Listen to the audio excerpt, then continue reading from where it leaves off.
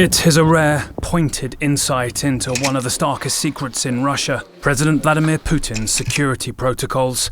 And it, a detailed intelligence report given to CNN by a source close to a European intelligence agency, portrays, predictably, a Kremlin in deep crisis. Cooks, bodyguards and photographers working with Putin must have surveillance systems installed in their homes, it says. Putin has stopped visiting military sites this year entirely, it says, in contrast to last year, often spending time in fortified bunkers and keeping clear of some of his main lavish residences, like Valdai. A tactic aided by many of his appearances, and he is in the media a lot, being pre-recorded. His staff cannot use smartphones or public transport, the report adds. Visitors must be searched twice. Putin increasingly isolated. These fears grow. I mean, just how paranoid is he right now? What are you learning? Well, I think you don't really have to look very far. Just look at the plans for the Victory Day parade celebrating the Soviet victory over Nazi Germany in World War II for May 9th on Saturday. It's going to be the first time the Russian Defense Ministry announced in the middle of the night last week, trying to bury the news. In 20 years, they've done it without the usual tanks, armored vehicles, and ballistic missiles. They usually trundle past Putin on Red Square because they're worried about Ukrainian drone strikes. Ukraine has really improved its ability to strike deep in the heart of Russia. They hit a luxury high-rise building just earlier today in Moscow with a drone strike, and that's clearly something that Putin is worried about. He's only really two fully fledged public appearances all year, and that is something that is an increasing concern in Russia. Just today, Putin replaced the head of the aerospace forces, which, among other things, is in charge of air defense. And the suggestion there, we don't know all the reasons, but they clearly haven't been doing everything they could with air defense in Russia. Ukraine has been very successful in striking Russian energy facilities, both supporting the war and all in Ukraine, and also Russia, fueling Russia's energy exports to fund the war. And that's something that they really have to be worried about. Yes, and all of this is just incredible. The fact that the cooks and people who work around Putin can't use smartphones. I mean, what kind of devices are they even using? They have to be surveilled in their homes, that he himself is spending time in a bunker?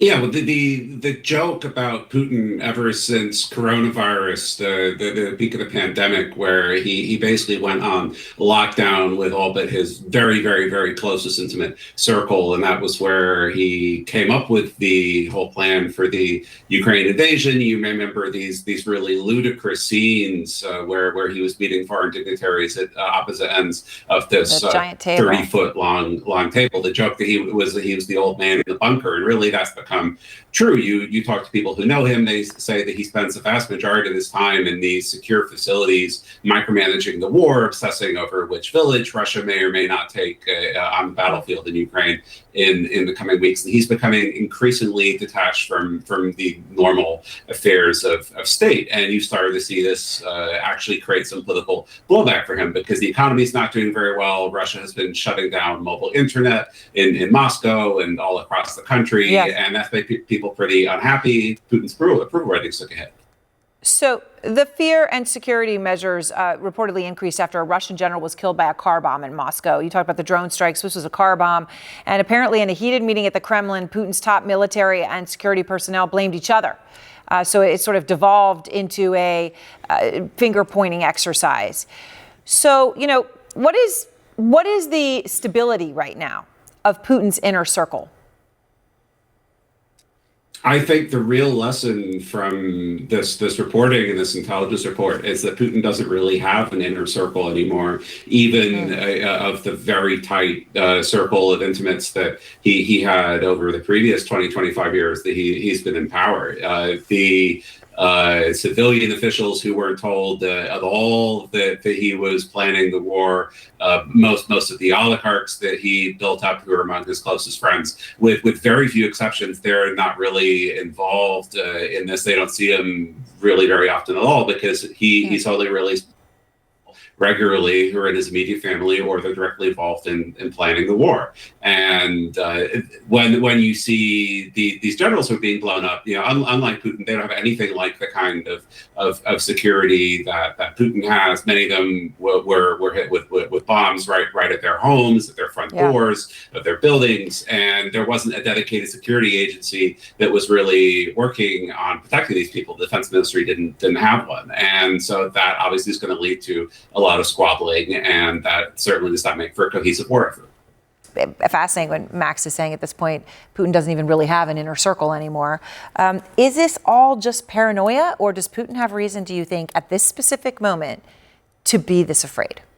No, he's of course paranoid, but fears are real. Putin knows from Russian history that there's one thing that led to massive changes, sometimes revolutions. It's a bad war. If the war goes well, the Russian public never cared about the price to pay for victory.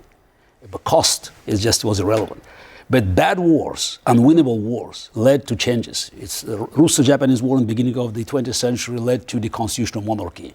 The bad war of World War I, so the stalemate, led to the collapse of Romanov dynasty. 1989, the retreat from Afghanistan and basically the failure in a Cold War led to the collapse of the Soviet Union.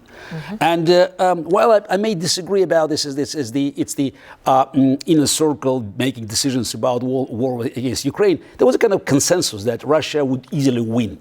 But this war now looks unwinnable, and we can just hear it by just reading. Just even pro-war bloggers now, they express doubts that Putin can deliver, and that's the greatest threat to Russian dictator. If people believe he's weak, weakness is something that always led to the disaster. So your piece today was titled "Putin is in Trouble." You were writing about those military bloggers.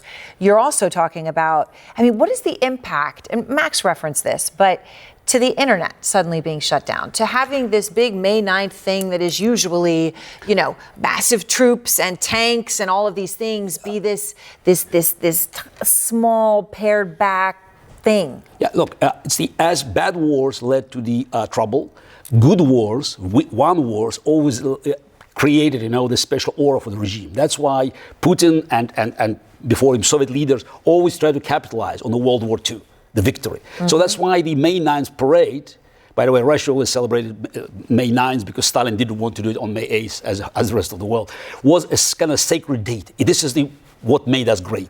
And for Putin to recognize that he should actually not just reduce it, no more tanks, that's already a sign of weakness. But the biggest challenge for him now is that in the beginning of this full-scale invasion, in February 2022, Putin skillfully, managed it by avoiding, Moscow and St. Petersburg, other big cities to be involved. No body bags there. So he looked for either prisons or some, depressed regions or some national republics. So big cities, especially Moscow, never felt the heat of the war. The last few months, it's not just they know that they have to pay the price, and also many oligarchs.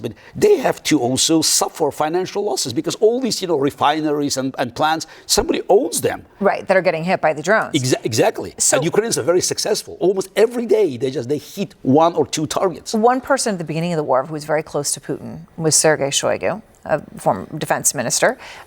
He had his ups and downs, but he's been a Putin ally. And now the intel report that Nick Payton-Walsh obtained says, and he's still on the Security Council for Putin, says that Shoigu is, quote, associated with the risk of a coup. All right, I'm curious about two things. Do you think that's the case? And I guess there's also this.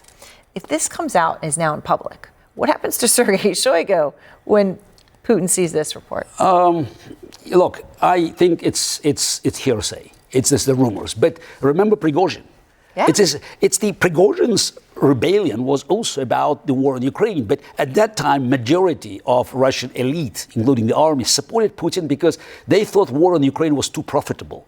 Right now, it's a big loss. And again, the war is unwinnable. And the public opinion, of course, it's dictatorship, but it's public opinion among Russian elite, both in economic, political, and of course, military, is now openly expressing doubts that Putin can lead the country. Again, Russian history tells us this is the beginning of the end.